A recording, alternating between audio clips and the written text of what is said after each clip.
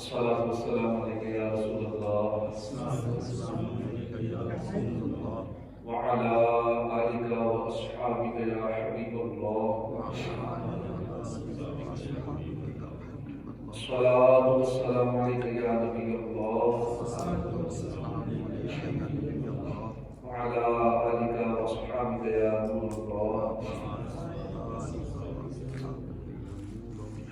نويت سنة الاعتكاف.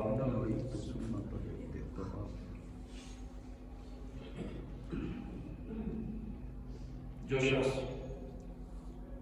نبی اکرم نور مجسم صلی اللہ علیہ وآلہ وسلم کی قبر انور کے پاس کھڑے ہو کر یہ آیت مبارکہ پڑھے، ان اللہ وملائکتہ یصلون علی النبی یا ایھا الذین آمنوا صلوا علیہ وسلموا تسلیما، اس کے بعد صلی اللہ علیہ یا محمد صلی اللہ علیہ وسلم، یہ 70 مرتبہ پڑھے۔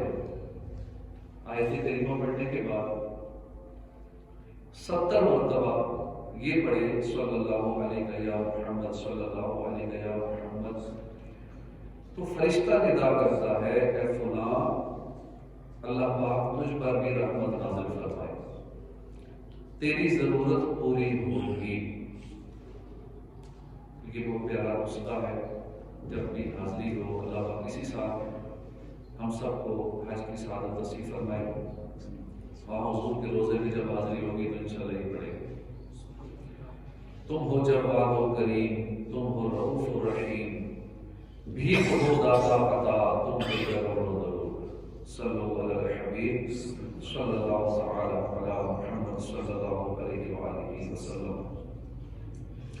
جمعۃ المبارک کے چند پچھلے اجتماعات میں ہم نے سورہ فاتحہ کی وضاحت اور اس سے ملنے والے مدنی پھول سننے کی سعادت حاصل کی۔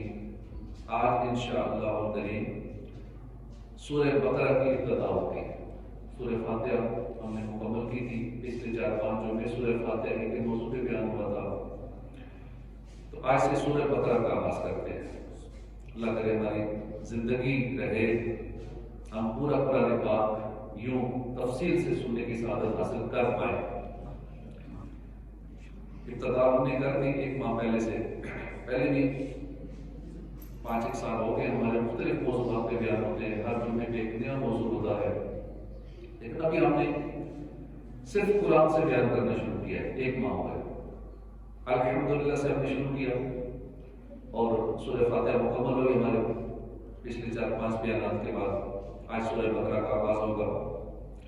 اللہ کرے زندگی ساتھ دے، ہم مرناس تک بیانات سننے میں کامیاب ہو جائے۔ سورہ بقرہ کی ابتدا ہوگی اور سورت 2-2.5 سے 12 تک جاتی ہے۔ یہ لمبی سورت ہے۔ اللہ پاک نے ذوق و شوق کے ساتھ یہ بیان بھی مکمل سننے سمجھنے دوسروں تک پہنچانے کی توفیق عطا فرمائے۔ سورہ بقرہ مدینہ منورہ میں نازل ہونے والی سب سے پہلی سورت ہے۔ اس میں 40 رکوع ہیں، 286 آیات ہیں۔ سورہ بقرہ قرآن کریم کی سب سے بڑی سورت ہے، بہت ہی بابرکت فضیلت والی سورت ہے۔ حضرت انس بن مالک فرماتے ہیں کہ ہم صحابہ کرام میں سے جب کوئی سورہ بقرہ اور سورہ آل عمران سیکھ لیتا تو ہمارے درمیان اس کو بلند رتبہ سمجھا جاتا تھا کہ یہ بڑے مرتبے والے، اس نے 2 سورتیں سیکھ لی۔ حدیث پاک میں سورہ بقرہ اور سورہ آل عمران کو زہراوین کہا گیا ہے، یعنی مطلب اس کا یہ کہ 2 چمکدار سورتیں۔ چنانچہ رسول اکرم صلی اللہ علیہ وسلم نے فرمایا اقرأ الزہراوین البقرۃ وسورۃ آل عمران، اقرأ الزہراوین البقرۃ وسورۃ آل عمران، یعنی 2 چمکدار صورتوں سورہ بقرہ اور سورہ آل عمران کی تلاوت کیا کرو، کیونکہ یہ دونوں صورتیں اپنے پڑھنے والے کی قیامت میں شفاعت کریں گے۔ حضور اکرم نور مجسم صلی اللہ علیہ وسلم نے فرمایا سورہ بقرہ کی تلاوت کیا کرو، اقرأوا سورۃ البقرہ، کیونکہ سورہ بقرہ کو لازم پکڑ لینا برکت ہے، اس کو چھوڑ دینا حسرت ہے، اور جادوگر اس سورت کا مقابلہ کرنے کی طاقت نہیں رکھتے۔ ایک مرتبہ حضرت عبداللہ بن مسعود تشریف فرماتے کہ لوگوں کو آپ دین سکھا رہے تھے، آپ نے ایک واقعہ سنایا۔ آپ نے فرمایا کہ ایک صحابی رسول کہیں جا رہے تھے، راستے میں شیطان مل گیا، دونوں کی کشتی ہوئی، ان صحابی رسول نے شیطان کو پکڑ لیا، کشتی ہوئی، صحابی نے شیطان کو نیچے گرا دیا۔ شیطان نے کہا مجھے چھوڑ دیجیے، میں آپ کو ایک بات بتاؤں گا۔ صحابی رسول نے شیطان کو چھوڑ دیا، مگر شیطان اپنی زبان سے پھر گیا اور اس نے بات نہ بتائی۔ صحابی رسول نے دوبارہ شیطان کو پکڑ لیا، دوبارہ اس کو گرا دیا، پھر شیطان اپنی زبان سے پھر گیا، پھر اس نے بات نہ بتائی، لیکن اس نے وعدہ کیا کہ مجھے چھوڑ دے، میں ایک بات بتاؤں گا، چھوڑا، پھر بات نہیں بتائی۔ ان صحابی رضی اللہ عنہ نے تیسری مرتبہ شیطان کو پکڑ لیا، اس کو گرایا اور اس کے سینے پر بیٹھ گئے، اس کے گلے پر انگوٹھا رکھ دیا، کہا اب بتاؤ کہ تو چھوڑو گا۔ اب شیطان نے بات بتائی، بولا کسی جگہ سارے شیطان جمع ہوں، ان کے درمیان اگر سورہ بقرہ کی ایک آیت پڑھ دی جائے سارے شیطان بھاگ جاتے ہیں۔ شیطان نے راز کی بات، اندر کی بات بتائی کہ شیطان سارے اکٹھے جمع ہوں اور وہاں پہ ایک آیت سورہ بقرہ کی پڑھ دی جائے سارے شیطان بھاگ جاتے ہیں، اتنی یہ سخت ہے شیاطین پہ۔ اور جس گھر میں سورہ بقرہ کی ایک آیت پڑھی جائے اس گھر میں شیطان داخل نہیں ہوتا۔ گھروں میں جھگڑے، لڑائیاں، فساد، یہ شیطان ہی تو کرواتا ہے، گھر اجڑ جاتے ہیں، طلاق تک محبت آ جاتی ہے۔ تو شیطان کو گھر سے بھگانے کے لیے سورہ بقرہ پڑھتے رہنا چاہیے۔ یہ واقعہ سن کر لوگوں نے پوچھا کہ حضرت عبداللہ بن مسعود سے پوچھا کہ وہ صحابی کون تھے جن کی شیطان سے کشتی ہوئی اور شیطان کو گرا دیا؟ فرمایا کون ہو سکتا ہے؟ وہ مسلمانوں کے دوسرے خلیفہ سیدنا عمر فاروق اعظم تھے۔ شیطان ڈرتا تھا ان سے، گلی سے ان کی شیطان دم دبا کر بھاگ جاتا ہے، گلی سے ان کی شیطان دم دبا کر بھاگ جاتا ہے ایسا روب، ایسا دبدبا فاروق اعظم کا۔ یہ شان ہے فاروق اعظم کی، ہر صحابی نبی جنتی جنتی۔ معلوم ہوا سورہ بقرہ کی برکت سے شیطان سے، جادو ٹونے سے حفاظت ہوتی ہے۔ ہمیں چاہیے کہ ہم اپنے گھروں میں سورہ بقرہ کی تلاوت کرتے رہا کریں، اپنے گھر والوں کو بھی یہ بات سمجھا دیں کہ وقتاً فوقتاً خواتین، بچے، خود بھی سورہ بقرہ پڑھتے رہا کریں، چلو گھر سے شیطان بھاگ جائے۔ حضرت ثابت بن قیس رضی اللہ عنہ ایک صحابی ہیں، رات کے وقت ان کا گھر چمکتا تھا، ایسے چمکتا تھا جیسے روشن ستارے چمکتے، روشن چراغ ہوتا ہے جیسے۔ لوگوں نے حضور صلی اللہ علیہ وسلم کی بارگاہ میں تذکرہ کیا، یہ معاملہ ان کا گھر چمکتا ہے۔ اس دور میں تو ویسے بجلی نہیں تھی، لائٹ نہیں تھی، لیکن پھر بھی گھر روشن ہوتا تھا۔ آپ صلی اللہ علیہ وسلم نے فرمایا ثابت بن قیس ضرور گھر میں سورہ بقرہ پڑھتے ہوں گے، رات کے وقت یہ سورہ بقرہ پڑھتے ہوں گے، اس لیے رات کو ان کا گھر چمکدار ہو جاتا ہے، روشن ہو جاتا ہے۔ جب حضرت ثابت بن قیس سے پوچھا گیا کہ یہ معاملہ ہے آپ کے گھر کا، کیا ایسے ہی؟ انہوں نے کہا واقعی ایسے ہی، میں روزانہ رات کو سورہ بقرہ پڑھتا ہوں، اس لیے میرا گھر چمکتا ہے۔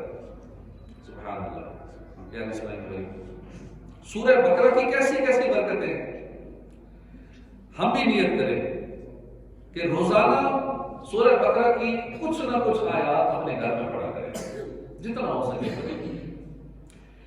اللہ پاک ہم سب کو عمل کی توفیق عطا فرمائے۔ چھوڑو یہ ظلمتوں کے شکوے، کرو نہ ہر دم، اے روشنی کی خواہش قرآن پڑھ کے دیکھو، اے روشنی کی خواہش قرآن پڑھ کے دیکھو۔ سورہ بقرہ کی پہلی اور دوسری آیت سے آج ہم کچھ مدنی پھول حاصل کریں گے۔ آج کا بیان ہمارا سورہ بقرہ کی پہلی اور دوسری آیت پر۔ پہلی آیت کون سی ہے؟ الف لام میم۔ دوسری آیت کیا ہے؟ ذالک الکتاب لا ریب فیہ۔ اللہ پاک ہمیں نور قرآن سے حصہ نصیب فرمائے۔ اللہ پاک نے سورہ بقرہ کی آیت نمبر 1 اور 2 میں ارشاد فرمایا الف لام میم ذالک الکتاب لا ریب فیہ۔ الف لام میم وہ بلند رتبہ کتاب ہے جس میں شک کی گنجائش ہی نہیں ہے۔ قرآن پاک وہ کتاب ہے اور وہ بھی بلند رتبہ کتاب ہے جس میں شک کی گنجائش ہی نہیں ہے۔ الف لام میم یہ حروف مقطعات میں سے قرآن کریم کی مختلف سورتوں کے شروع میں اس طرح کے حروف آتے ہیں۔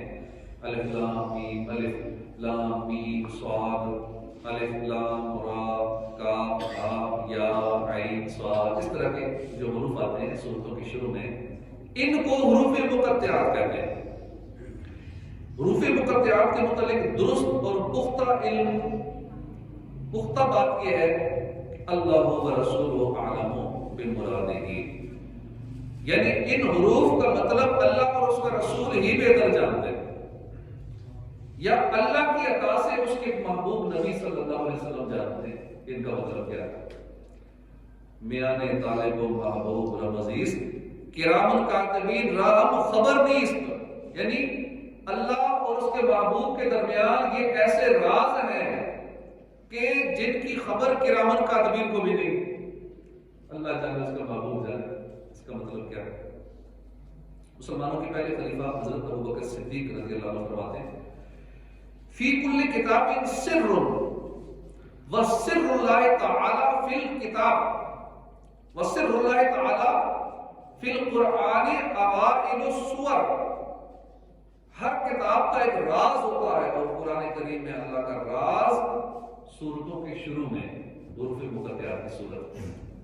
ایک مرتبہ رسول اکرم نور مجسم صلی اللہ علیہ وسلم سورہ بقرہ کی تلاوت فرما رہے تھے، جب آپ نے پڑھا الف لام میم، ایک یہودی حیی بن اخطب، یہ اس کا نام تھا اس یہودی کا، اس نے جیسے یہ سنا جلدی سے حضور کی بارگاہ میں پہنچا، پوچھا اے محمد صلی اللہ علیہ وسلم، آپ یہ جو پڑھ رہے تھے، آپ نے جو پڑھا یہ اللہ پاک کا کلام ہے؟ پیارے آقا صلی اللہ علیہ وسلم نے فرمایا ہاں یہ اللہ کا کلام ہے۔ حیی بن اخطب یہ علم العداد کا ماہر تھا، اسپیشلسٹ تھا، ایک یہ بھی علم ہے، علم العداد، ہندسوں کا علم۔ چنانچہ اس نے اپنا حساب لگانا شروع کر دیا۔ اس نے گنتی کی، الف کا 1 عدد ہے، لام کے 30 عدد ہیں اس کے علم کے حساب سے، میم کے 40 عدد ہیں، تو 40 جمع 30 جمع 1 71 ہو گئے۔ یوں حساب لگا کر بولا کہ آپ کی امت 71 سال دنیا میں رہے گی، لہذا جو دین صرف 71 سال رہنا ہے میں اس میں دین میں داخل نہیں ہوگا۔ اتنا تھوڑے سے ایسے 71 سال کے لیے دین ہے، میں نہیں اس دین میں ہوگا۔ وہ یہ ابن اخطب کی یہ بات سن کر رسول رحمت صلی اللہ علیہ وسلم نے ایک اور مقام سے قرآن پڑھا اور حروف مقطعات ہی پڑھے۔ آپ نے پڑھا الف لام میم صاد۔ اب اس نے پھر دوبارہ گنتی شروع کی، الف کا 1 عدد، لام کے 30 عدد، میم کے 40 عدد، صاد کے 90 عدد، تو یہ سارے جمع کر کے بن گئے 161۔ کہنے لگا اس کا مطلب ہے کہ آپ کا دین دنیا میں 161 سال تک رہے گا۔ پیارے نبی صلی اللہ علیہ وسلم نے ایک اور مقام سے ایک آیت پڑھی، الف لام را، اس نے اپنا حساب پھر لگایا، کہا الف کا 1 عدد، لام کے 30 عدد، را کے 200 عدد، ملا کے 231 ہوئے۔ آپ کا دین دنیا میں 231 سال رہے گا۔ رسول رحمت شفیع امت صلی اللہ علیہ وسلم نے ایک اور مقام سے قرآن پڑھا، الف لام میم را، حیی بن اخطب نے پھر گنتی شروع کی، الف کا 1 عدد، لام کے 30، میم کے 40، را کے 200، کل ہو گئے 271۔ یوں آپ کا دن تو 271 سال دنیا میں رہے گا۔ پیارے آقا نے حروف مقطعات اور پڑھنے شروع کیے، پڑھتے گئے، حیی بن اخطب اپنا حساب لگاتا گیا، آخر اس نے جھنجھلا کر کہا، اے محمد صلی اللہ علیہ وسلم، اس راز کو میں نہیں سمجھ سکتا۔ کیا شان ہے قرآن کی اور صاحب قرآن کی، تیرے آگے یوں ہے دبے رچے فصحا عرب کے بڑے بڑے، کوئی جانے منہ میں زبان نہیں بلکہ جسم میں جانے۔ بہرحال حروف مقطعات یہ راز ہے، ان کا معنی کیا ہے یہ اللہ بہتر جانتا ہے، یا اس کے بتائے سے اس کا محبوب بہتر جانتا ہے۔ البتہ مفسرین کرام نے، علماء کرام نے قرآن اور حدیث کی روشنی میں ان مقطعات کی کچھ جائز تعویلات کی ہیں۔ ان میں سے ایک تعویل یہ ہے کہ حروف مقطعات اصل میں قسمیں ہیں، یعنی الگ سے کوئی چیز بنتی ہے، اللہ پاک نے اس کی قسم ارشاد فرمائی، لام سے کوئی چیز بنتی ہے، اس کی قسم ارشاد فرمائی، میم سے کوئی چیز بنتی ہے، اللہ نے اس کی قسم ارشاد فرمائی، یعنی اللہ پاک نے ان کی قسم ارشاد فرمائی۔ تو یوں یہ 3 قسمیں ارشاد فرما کے اللہ پاک فرماتا ہے، ذالک الکتاب لا ریب فیہ، الف لام میم 3 الفاظ ہیں، 3 حروف ہیں، 3 قسمیں ارشاد فرما کے آگے فرمایا ذالک الکتاب لا ریب فیہ، قسم ہے الف کی قسم، اب الف سے جو بھی مراد اللہ جانتا ہے، 3 قسمیں ارشاد فرمائی، فرمایا ذالک الکتاب لا ریب۔ اب وہ چیزیں کیا ہیں؟ الف سے کیا بنتا ہے، لام سے کیا بنتا ہے، میم سے کیا بنتا ہے، اس بارے میں مفسرین کے مختلف اقوال ہیں۔ عاشق ماہ رسالت امام اہل سنت شاہ امام احمد رضا خان علیہ رحمۃ الرحمن نے اس بارے میں بڑی ایمان افروز بات لکھی ہے۔ عاشق رسول اعلیٰ حضرت اہل علم بھی ہیں، عاشق رسول بھی ہیں۔ آپ فرماتے ہیں الف سے مراد پیارے آقا کی حالت قیام ہے، کھڑے نماز ہم قیام کرتے ہیں، کھڑے ہوتے ہیں۔ الف سے مراد پیارے آقا مکی مدنی مصطفیٰ صلی اللہ علیہ وآلہ وسلم کی حالت قیام ہے۔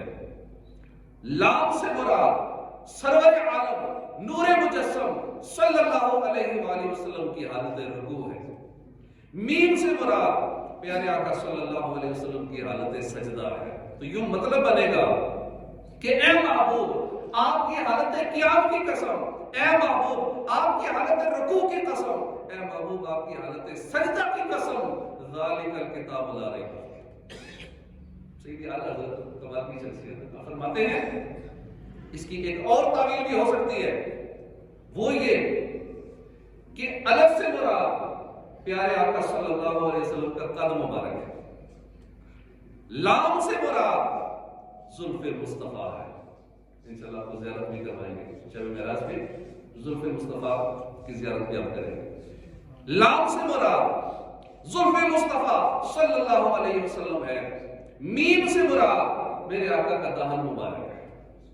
تو مطلب یوں بنے گا کہ آپ کے قد کی قسم، آپ کے زلفوں کی قسم، آپ کے دہن کی قسم، خوشبودار پیارے مبارک اس دہن کی قسم، ذالک الکتاب لا ریب فیہ، یہ لا ریب کتاب ہے، وہ خدا نے ہے تجھ کو مرتبہ دیا، نہ کسی کو ملے نہ کسی کو ملا، کہ کلام مجید نے کھائی شہا تیرے شہر و کلام و بقا کی قسم۔ تو پیارے اسلام بھائی، ذالک الکتاب لا ریب فیہ، یہ وہ بلند رتبہ کتاب ہے جس میں کوئی شک نہیں ہے۔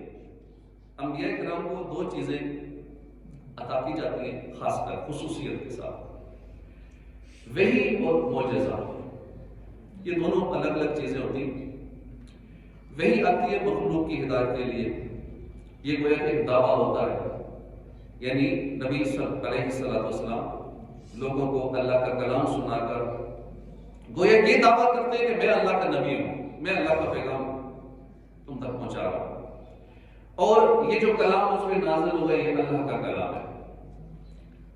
اس دعوے کی دلیل کے لیے معجزات عطا کیے جاتے ہیں، اس دعوے کی دلیل کے لیے انبیاء کرام علیہ السلام کو معجزات عطا کیے جاتے ہیں۔ یعنی لوگ جب دلیل مانگتے ہیں ہم کیسے مان لیں آپ اللہ کے نبی ہیں، تو انبیاء کرام اپنے معجزات دکھاتے ہیں، انہیں معجزات دکھاتے ہیں۔ جیسے موسیٰ علیہ السلام نے فرعون کے دربار میں جب تشریف لائے، اعلان نبوت فرمایا، فرعون نے دلیل مانگی، آپ نے اپنا عصا مبارک جو لکڑی کا تھا، عصا مبارک زمین پر ڈالا، وہ سانپ بن گیا، یہ آپ کا معجزہ تھا۔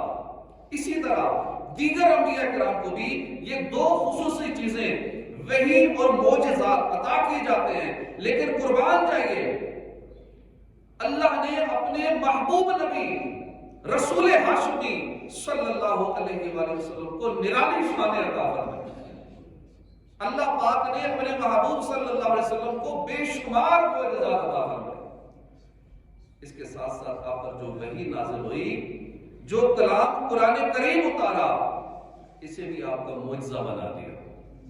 یعنی آپ صلی اللہ علیہ وسلم پر اس شان کی وحی نازل فرمائی کہ بالفرض قرآن کریم کے علاوہ باقی معجزات نہ بھی عطا کیے جاتے تو قرآن خود ایک بہت بڑا معجزہ۔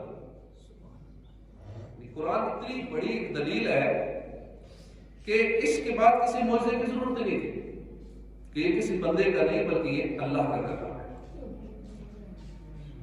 کفار نے پیارے آقا صلی اللہ علیہ وسلم پر اعتراضات کیے، بل قالوا اضغاث احلام بل افتراہ بل هو شاعر، اعتراض کیا پیارے آقا صلی اللہ علیہ وسلم پر۔ کافروں نے کہا کہ جھوٹے خواب ہیں، بلکہ خود اس نبی نے اپنی طرف سے بنا لیا ہے، بلکہ یہ شاعر ہے، بل هو شاعر۔ جب کفار نے معاذ اللہ یہ اعتراض کیا کہ جس کلام کو آپ وحی کہتے ہیں یہ اللہ کا کلام نہیں ہے، اس پر یہ ثابت کرنے کے لیے کہ واقعی یہ اللہ کا کلام ہے، اللہ کے سچے نبی ہیں آپ، کسی الگ دلیل کی ضرورت نہیں، اللہ پاک نے خود فرما دیا۔ اور اگر تمہیں اس کتاب کے بارے میں کوئی شک ہو جو ہم نے اپنے خاص بندے پر نازل کیا ہے تو اس جیسی ایک صورت بنا لو۔ اگر کہتے ہو اللہ کا کلام نہیں انہوں نے بنا لیا ہے تو ٹھیک ہے بنا لو، تم بھی لے ہو، ایک صورت ہی لے ہو، اور اکیلے نہیں سارے مددگار ساتھ شامل کرو، اللہ کے علاوہ اپنے سب مددگاروں کو بلا لو، ایک صورت ہی بنا کے لے۔ یعنی اے کفار اگر تمہیں شک ہے کہ یہ اللہ کا کلام نہیں ہے، یہ اللہ کا کلام نہیں ہے، تو پھر ایسا کلام تو بنا کے دکھا دو۔ تم کہتے ہو یہ کہانیاں ہیں، یہ قصے ہیں، تم بھی کہانیاں بنا لو۔ تم کہتے ہو اگر یہ شاعری ہے تو تم بھی بنا لو شاعری، بڑے ماہر ہو تم شعر و شاعری میں، عرب کے لوگ بڑے مہارت رکھتے تھے زبان میں، شاعری میں، اور ان کا ایک بابو مشغلہ ہوتا تھا، تو ٹھیک ہے ایسی شاعری بنا لو، کر کے دکھاؤ ایسی شاعری۔ پھر یہ بھی ضروری نہیں کہ تم میں سے کوئی ایک شخص ایسا کرے، تم سارے اکٹھے ہو جاؤ، سارے مل کے ایسی شاعری کہتے ہو تو شاعری بنا لو، کسے کہانیاں کہتے ہو تو اس جیسی کسے کہانیاں سارے مل کے بنا لو، دکھا دو۔ پھر نہیں بنا سکو گے، مان لو تم نہیں بنا سکو گے، تو مان لو یہ اللہ کا کلام ہے، کسی انسان کا کلام نہیں ہے، ہمارے محبوب اللہ کے سچے نبی۔ معلوم ہوا دیگر انبیاء کو وحی الگ عطا ہوتی ہے، معجزہ الگ عطا ہوتا ہے، لیکن محبوب نبی صلی اللہ علیہ وسلم کی شان ہی نرالی۔ اللہ پاک نے آپ کو سراپا معجزہ بنا کر بھیجا، اور ساتھ ہی ساتھ وحی بھی وہ عطا فرمائے جو صرف وحی نہیں ہے، وہ وحی بھی معجزہ ہے، یہ قرآن بھی معجزہ ہے، دائمی معجزہ ہے۔ پیارے آقا صلی اللہ علیہ وسلم دنیا سے ظاہری پردہ فرما چکے، لیکن یہ قرآن کی صورت میں معجزہ اب بھی ہمارے پاس موجود ہے۔ قیامت تک آنے والا کوئی بھی فرد قرآن کریم اٹھائے، سچے دل سے، تعصب کے علم اتار کے سچے دل سے قرآن کو پڑھے، قرآن کو سمجھے، انشاءاللہ الکریم پکار اٹھے گا کہ محمد صلی اللہ علیہ وآلہ وسلم اللہ کے سچے نبی ہیں اور یہ کلام اللہ کا کلام ہے۔ آج سائنس کا دور ہے، کچھ عرصہ پہلے الٹرا ساؤنڈ مشین ایجاد نہیں ہوئی تھی، سائنسدان بھی اس کی تحقیق کر رہے تھے کہ ماں کے پیٹ میں بچہ کیسے بنتا ہے، کن مراحل سے گزرتا ہے، کیسے کیسے اس کی گروتھ ہوتی ہے، نطفہ یکدم انسانی شکل اختیار کر لیتا ہے یا پھر مختلف مراحل کے بعد سلو پروسیس میں انسانی شکل، پھر ہڈیاں کیسے بنتی ہیں، اوپر ہڈیوں پہ جو چمڑا، یہ کیسے گوشت کیسے چڑھتا ہے، پھر اس کے جو پارٹس آف باڈی ہیں وہ کیسے کیسے بنتے ہیں، کب بنتے ہیں، کتنی ڈیوریشن میں بنتے ہیں، اس پہ تحقیقات ہو رہی تھی۔ امریکہ کے ایک ڈاکٹر تھا مارشل جانسن، وہ بھی اسی تحقیقاتی ٹیم میں شامل تھا۔ ایک مرتبہ اس کی ملاقات ایک مسلمان سے ہوئی۔ ملاقات کے دوران مسلمان نے اس کو ایک آیت سنائی، فَقَدْ خَلَقَكُمْ أَطْوَارًا، وہ بلند رتبہ کتاب جس میں کسی شک کی گنجائش نہیں، قرآن کریم لا رہا کتاب ہے۔ علماء کرام نے اس کی مختلف وجوہ، مختلف زاویے سے بیان کی۔ قرآن کریم لا ریب ہونے کی مختلف صورتیں ہیں۔ ڈاکٹر جانسن نے جب یہ آیت کو جو بھی بیان کی میں نے، جب یہ کسی مسلمان سے سنی تو حیران ہوا، یکدم اسے شوق لگا، کھڑا ہو گیا یہ آیت سن کے، بولا کہ یہ ناممکن ہے، قرآن میں ایسی آیت ہو ہی نہیں سکتی۔ مسلمان نے اسے یہ آیت دکھائی اور ساتھ دیگر اور بہت ساری آیات دکھائی جو تخلیق انسانی کے مراحل کو بتاتی ہیں کہ پہلے یوں قطرہ ہوتا ہے، قطرے سے اس طرح اس کے مراحل ہوتے ہیں، اس کی گروتھ ہوتی ہے، پھر یہ بنتا ہے، ٹائم ٹیبل ہی بتا دیا، اتنے عرصے میں یہ بنتا ہے، پھر 40 دن میں یہ بنتا ہے، پھر 40 دن میں یہ بنتا ہے، پوری ڈیٹیل قرآن میں موجود ہے۔ اس نے تو بھی ایک ہی آیت سنی، کہتا نہیں میں نہیں مانتا، یہ ہو ہی نہیں سکتا قرآن میں۔ مسلمان نے کہا نہیں اور بھی ہیں، ایک نہیں ہے، انسانی تخلیق کے مراحل کے بارے میں قرآن نے تو اور بھی بیان کیا ہے۔ اب وہ ڈاکٹر بولا دو ہی صورتیں، یا تو آپ کے نبی محمد صلی اللہ علیہ وسلم کے پاس کوئی الٹرا ساؤنڈ مشین تھی، یا تو الٹرا ساؤنڈ مشین تھی جو انہوں نے چھپا رکھی تھی، کسی کو بتایا ہوا نہیں تھا، ایسی ایجاد ہو چکی تھی۔ ایسا تصور بھی نہیں کیا جا سکتا 1400 سال پہلے ایسا ہو، ابھی تک نہیں ہوئی تو 1400 سال پہلے تو ہو نہیں سکتی، یہ بات ہم مان نہیں سکتے کہ الٹرا ساؤنڈ مشین تھی۔ دوسری صورت یہ ہے کہ یہ کلام کسی انسان کا کلام نہیں، یہ پھر رب کا کلام ہے اور محمد صلی اللہ علیہ وسلم یہ اللہ کے سچے نبی ہیں۔ دوسری صورت پھر یہ، پہلی صورت ہے کہ یا تو ان کے پاس الٹرا ساؤنڈ مشین تھی اور یہ بھی ممکن نہیں کہ 1400 سال پہلے ایسی مشین ایجاد ہو، کیونکہ پاسبل ہی نہیں، عقل نہیں تسلیم کرتی۔ اگر ایسا نہیں ہے پھر دوسری صورت ایک ہی ہے کہ وہ اللہ کے نبی ہے اور یہ اللہ کا کلام ہے۔ سبحان اللہ، معلوم ہوا ذالک الکتاب لا ریب، یہ وہ کتاب ہے جس میں شک کی گنجائش ہی نہیں، اور ایک نعت مصطفیٰ ہے۔ ہم جو کہتے ہیں نا الحمدللہ، الحمد کی الف سے لے کر والناس کی سین تک پورا قرآن حضور کی نعت ہے۔ یہ بھی سچی بات ہے جو ہم بیانات کے اندر سنتے ہیں یا نعت خانوں سے سنتے ہیں، علماء سے سنتے ہیں کہ الحمد کے الف سے لے کر والناس کی سین تک پورا قرآن حضور کی نعت خوانی ہے، تو واقعی یہ سچی بات ہے۔ قرآن کا ہر لفظ، ہر آیت، چاہے اس کا معنی کچھ بھی ہو، وہ صداقت مصطفیٰ کی دلیل ہے۔ یعنی قرآن کریم کی ہر آیت یہ بتاتی ہے صدق نے تجھ میں یہاں تک تو جگہ پائی ہے، کہہ نہیں سکتے غلش کو بھی تو جھوٹا ہے۔ ذالک الکتاب لا ریب، اس میں کوئی شک کی گنجائش نہیں۔ قرآن کریم کے لا ریب ہونے کی ایک وجہ یہ ہے کہ یہ ایک جامع کتاب ہے، جامع کلام ہے، ایک ایک لفظ کے اندر سمندر موجود ہے۔ اس کوزے کو جیسے سمندر کو کوزے میں بند کر دیتے ہیں کہتے ہیں، تو واقعی ایسا ہے، ایک ایک لفظ میں علم کے سمندر رکھے ہوئے ہیں کہ انسانی عقل تنگ رہ جاتی ہے۔ سورہ اخلاص کو دیکھ لیں، اتنی چھوٹی سی سورت، 4 آیتیں، صرف 15 الفاظ ہیں سورہ اخلاص کے اندر، اور 47 حروف ہیں، ایک چھوٹی سی سورت۔ ان 15 الفاظ کے اندر توحید کا پورا بیان موجود ہے، علماء کرام نے سورہ اخلاص کی تفسیر میں سینکڑوں صفحات کی کتابیں لکھ دی. ایک چھوٹی سی سورت کے اندر اتنا کچھ موجود ہے.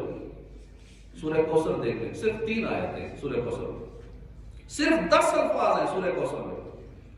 ان 10 الفاظ کے اندر ایسے کمال انداز میں شان مصطفیٰ بیان ہوئی، ایسے ایسے علم کے موتی رکھ دیے گئے کہ سبحان اللہ.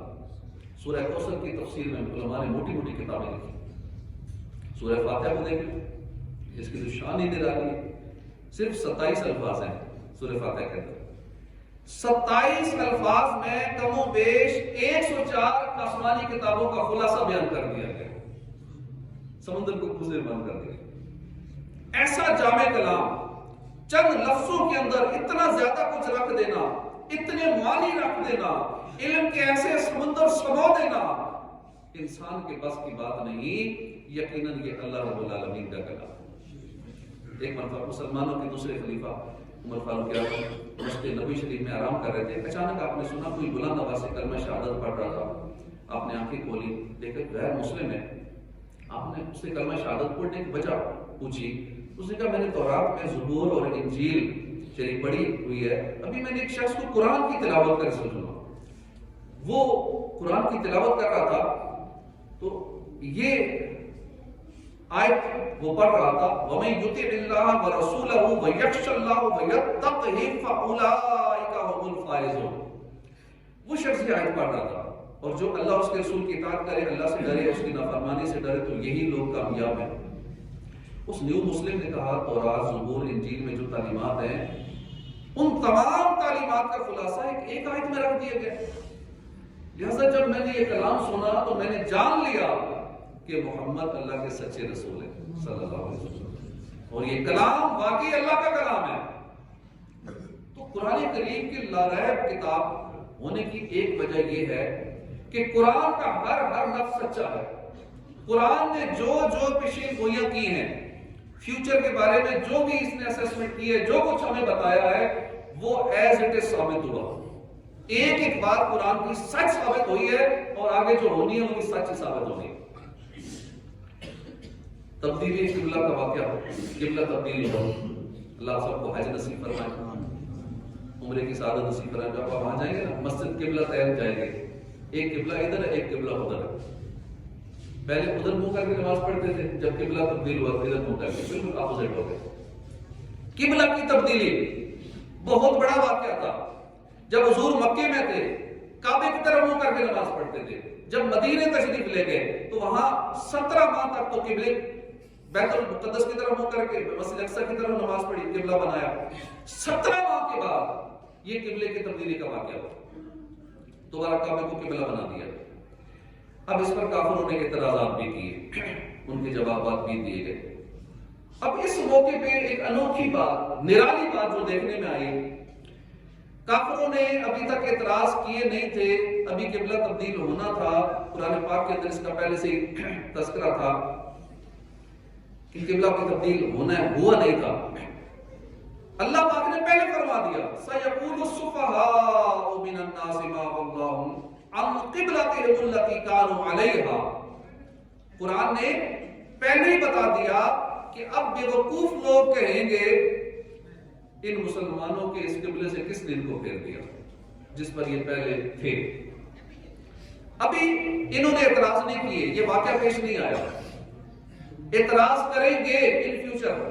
اب غور فرمائیے، اسلام کو کافر مٹانے کے لیے ایڑی چوٹی کا زور لگاتے تھے، پیسہ خرچ کرتے تھے، سازشیں کرتے تھے. بڑی آسان سی بات تھی کہ زبان ان کی منہ میں تھی، اپنی زبانوں پر تالا لگا کر رکھتے، اعتراض نہ کرتے. اگر وہ اعتراض نہ کرتے تو قرآن کی آیت جھوٹی ثابت ہو جاتی کہ ہم نے تو اعتراض کیا ہی نہیں. قرآن نے تو کہا یہ اعتراض کریں گے، ہم نے اعتراض ہی نہیں کیا. جب ایک آیت جھوٹی ہو جاتی تو پورے قرآن سے اعتماد اٹھ جاتا. مگر قربان جائیے یہ اللہ کا کلام ہے، اس کا ہر لفظ سچا ہے. جو قرآن نے کہہ دیا وہ ہو کر رہا. اللہ نے فرما دیا کہ وہ اعتراض کریں گے. کافروں نے اعتراض کیا، پھر ان اعتراضات کے جوابات بھی ارشاد فرمائے. ایک پی ایچ ڈی اسکالر تھا، اس نے میتھمیٹکس میں پی ایچ ڈی کر رکھی تھی. غیر مسلم تھا. غیر مسلم میں عموماً بچپن میں ہی ذہن بنا دیا جاتا ہے کہ یہ اسلام ٹھیک نہیں ہے، قرآن ٹھیک نہیں ہے، نیگیٹو ذہن بنا دیا جاتا ہے. نہ پھر قرآن کو سارے زندگی کو پڑھتے ہیں، نہ سمجھتے ہیں کہ یہ درست نہیں ہے. نہ ان پر حق واضح ہوتا ہے. خیر یہ ایک PhD اسکالر تھا. اس نے ایک دن سوچا کہ میں قرآن کو پڑھ کر دیکھوں, اس میں سے کچھ میں سیکھوں گا نہیں, میں بس پڑھوں گا اور اس میں سے اعتراضات نکالوں گا, غلطیاں نکالوں گا, استغفر اللہ. اس نے قرآن میں تو کیا غلطی نکالنی تھی, نہ نکال سکتا تھا, نہ ہی غلطی نکلی. اس نے غلطیاں نکالنے کی نیت سے قرآن پڑھنا شروع کیا. غلطی تو کیا نکالنی تھی, اللہ کے پاکیزہ کلام کی برکت سے وہ مسلمان ہو گیا. اہل منطق سب سجدہ رہ گئے پڑھ لیا جب فلسفہ قرآن کا. اس نے قرآن کریم پڑھ کر کلمہ کیوں پڑھا, کون سی خاص بات تھی جس کی وجہ سے اس نے کلمہ پڑھا؟ اس تعلق سے خود اس نے مضمون لکھا, کہتے جب میں نے سورہ لہب پڑھی نا, میں سمجھ گیا یہ اللہ کا کلام ہے. سیصلی نارا ذات لہب, اب وہ شعلوں والی آگ میں داخل ہوگا. اب اس صورت میں صاف صاف فرما دیا کہ ابو لہب جہنمی ہے. PhD اسکالر لکھتا ہے, غور فرمائیے, ابو لہب وہ شخص ہے جو ہر معاملے میں حضور کی مخالفت کرتا تھا. جب حضور نیکی کی دعوت دینے جاتے پیچھے پیچھے چلتا تھا. آپ نیکی کی دعوت دیتے یہ کہتا تھا یہ جھوٹے ہیں, ان کی بات نہ ماننا, یہ جھوٹ بول رہے ہیں, یہ جادوگر ہے, یہ کاہن ہے, اس طرح کی باتیں کرتا تھا. حضور کی دل آزاریاں کرتا تھا. سورہ لہب نازل ہونے کے بعد ابو لہب 10 سال تک زندہ رہا. سورت پہلے نازل ہو گئی, وہ 10 سال تک زندہ رہا. اب قرآن کو جھوٹا ثابت کر دینا یہ اس کی نوکے زبان پر تھا. یہ بدبخت ہر بات میں اللہ رسول کی مخالفت کرتا تھا, مگر اس نے یہاں مخالفت نہیں کی. قرآن نے کہا ابو لہب جہنمی ہے, یہ سچے دل سے کلمہ پڑھ لیتا, صحابہ کے صف میں شامل ہو جاتا اور یہ کہتا دیکھو قرآن نے تو مجھے جہنمی کہا, میں تو صحابی بن گیا, میں تو کلمہ پڑھ لیا, میں اسلام لے آیا.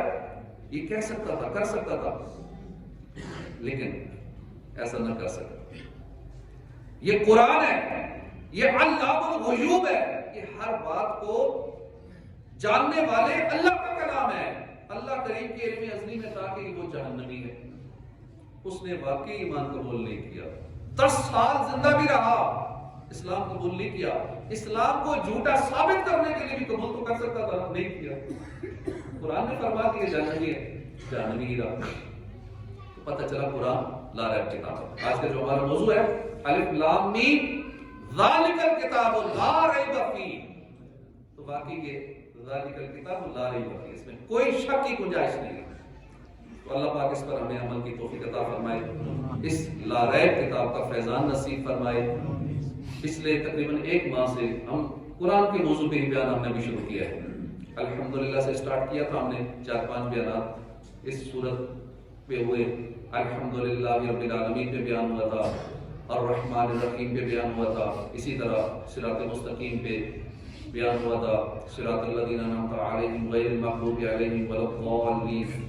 اسی طرح آج سے ہماری سورہ بقرہ جو پہلی سورت جہاں سے سٹارٹ ہوتی ہے الف لام میم سے, الف لام میم ذالک الکتاب لا ریب فیہ, اس موضوع پہ آج کا بیان تھا. باقی لا ریب کتاب ہے, اللہ پاک سے محبت نصیب فرمائے, قرآن سیکھنا نصیب فرمائے. قرآن سیکھنا چاہیے, اپنے بچوں کو سکھانا چاہیے, گھر کے ہر فرد کو قرآن آنا چاہیے. الحمدللہ یہاں پہ مدرسۃ المدینہ میں قرآن پاک حفظ و ناظرہ کی کلاس جاری ہے. اپنے بچوں کو بھیجا کریں, قرآن پاک حفظ و ناظرہ کی تعلیم دلوائیں. جو 8 گھنٹے کے لیے نہیں پڑھا سکتے تو وہ گھنٹے کے لیے بھیج دیں, 2 گھنٹے کے لیے بھیج دیں, جتنا وقت ہے بھیجیں. فی سبیل اللہ قرآن پاک کی تعلیم یہاں دی جاتی ہے. بچیوں کے لیے الگ سے انتظام ہے, بچیاں پڑھتی بھی ہیں, اپنی جو نہیں بھیجتے وہ اپنی بچیوں کو بھیجیں. خواتین پڑھتی ہیں, ترجمہ تفسیر کے ساتھ پڑھتی ہیں, تجوید اور درست مخارج کے ساتھ پڑھایا جاتا ہے, تو اس سے فائدہ اٹھائیں. یہ ساری سہولیات, اتنے کروڑوں روپے یہاں لگانے کا مقصد یہ تاکہ اہل علاقے سے فائدہ اٹھائیں, ان کے بچے فائدہ اٹھائیں. 1000 2000 4000 دے کے جو فیسیں دے کے پڑھاتے ہیں, تو وہ بھی پتہ نہیں ہوتا کہ کیسا پڑھا رہے ہیں, کیونکہ خود تو ہمیں پتہ نہیں چیک کرنے کا, کیسے چیک کرے گا کہ صاحب تجوید سے پڑھا رہے نہیں پڑھا رہے. تو کتنے بچے ہیں جو آتے ہیں کہ ہم لوگ ختم کر چکے ہیں, جب شروع کرایا جاتا ہے تو کتنی غلطیاں ہوتی ہیں.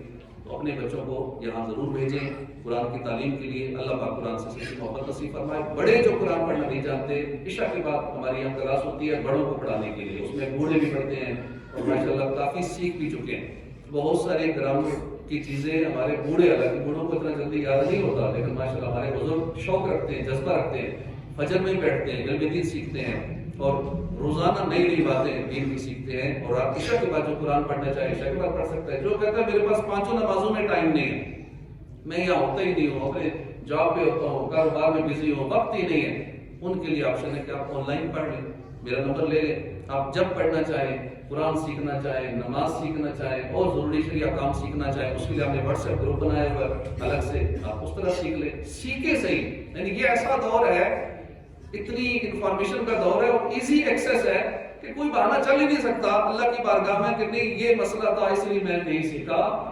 بہت آسان ہے علم دین سیکھنا اس دور میں، جہاں بھی آپ ہیں گھر میں بیٹھ کے سیکھتے ہیں، دنیا کے کسی اور کونے میں چلے جائیں پھر بھی پڑھ سکتے ہیں۔ اللہ پاک شوق نصیب فرمائے، آمین بجاہ نبی صلی اللہ علیہ وسلم۔